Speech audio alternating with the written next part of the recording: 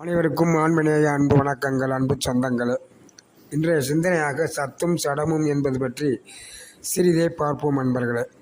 சத்து என்றால் என்ன? அறிவு. அறிவு என்றால் என்ன? ஒளி. எனவே சத்தை அறிவு என்றும் ஒளி என்றும் அறிவொளியாக நாம் பேசுகிறோம்.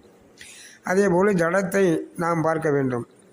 ஜடம் என்றால் அறிவற்றது, அதாவது இருள் ஆகும். அதை அஞ்ஞானம் என்றும் அழைப்போம், அவத்தை என்றும் அழைப்போம், ஆணவம் என்றும் அழைப்போம். இங்கே நாம் பார்க்க வேண்டியது என்ன என்றால், உயிர் அறிவு பொருள், உடல் ஜடப்பொருள். ஒரு சத்து பொருளும் ஒரு ஜடப்பொருளும் சேர்ந்தே இருக்கிறது. இப்படி சத்து சடத்தோடு சேர்ந்து வருவதால் ஜடசத்து என்று நாம் அழைக்கிறோம். மேலும் உயிரானது என்றுமே தனித்து இயங்காது.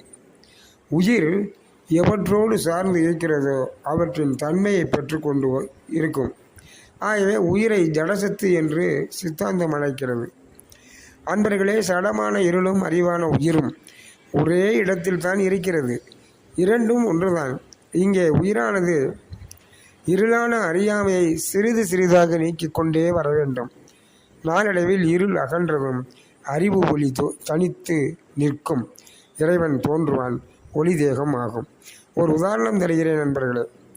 கல் என்ற ஜடமும் அரிசி என்ற சிவமும் ஒன்றாகவே இருக்கிறது. எப்போது கல்லான ஜடம் நீங்குகிறதோ அப்போது சிவம் ஆகிறது. ஆண்டோர் பெருமக்கள் உடலை மாயா தனுவிளக்கு என்கிறார்கள். மாயை ஒரு விதமான இருள்தான். அது ஆணவ இருளை சிறிது சிறிதாக ஒடுக்கி உடலை உயிராக்கிவிடும். ஜட அணுக்களும் உயிரணுக்கள் தான். அந்த உயிரணுக்கள் ஒளி அணுக்களாக மாறும். அப்போது வல்லற்பெருமான் கூறிய ஒளி தேகம் ஒளி உடலை பெறலாம்.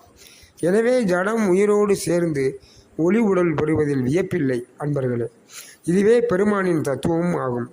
நாமும் முயற்சிக்கலாம். வாருங்கள் அன்பர்களே. அருட்பெருஞ்சோதி, அருட்பெருஞ்சோதி.